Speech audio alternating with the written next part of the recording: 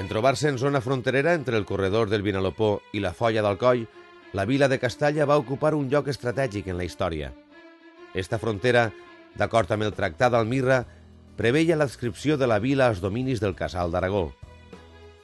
La corona es mostrarà molt interessada en la seva titularitat, cedint el castell a nobles d'acreditada garantia i fidelitat a fi d'assegurar el correcte manteniment de les seues instal·lacions i defenses.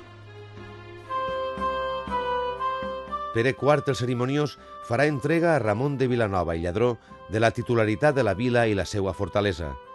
Este atorgament iniciaria successives tinences.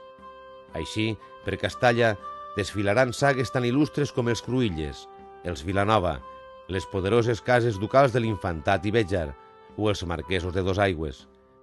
D'altra banda, al castell de Castalla li cap l'honor d'haver presidit un dels esdeveniments bèl·lics més rellevants de la Guerra de la Independència.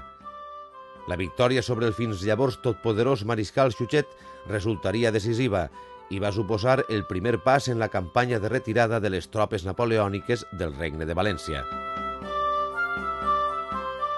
El castell, alçat sobre un cingle que arriba als 80 metres d'altura, presenta tres elements ben diferenciats. Un recinte emmurallat revela l'ús de tàpia, que ens retrotrau a l'etapa almohade en el segle XII. El palauet, de factura baixmedieval, revela l'ús residencial d'una aristocràcia ja més administrativa i cortesana que guerrera. L'aljub sobre el qual s'alça és un dels millor conservats de tot el corpus de castells valencians. Finalment, el tercer element, i el més visual, és la Torre Grossa, edificada a instàncies del Consell de la Vila en el segle XVI.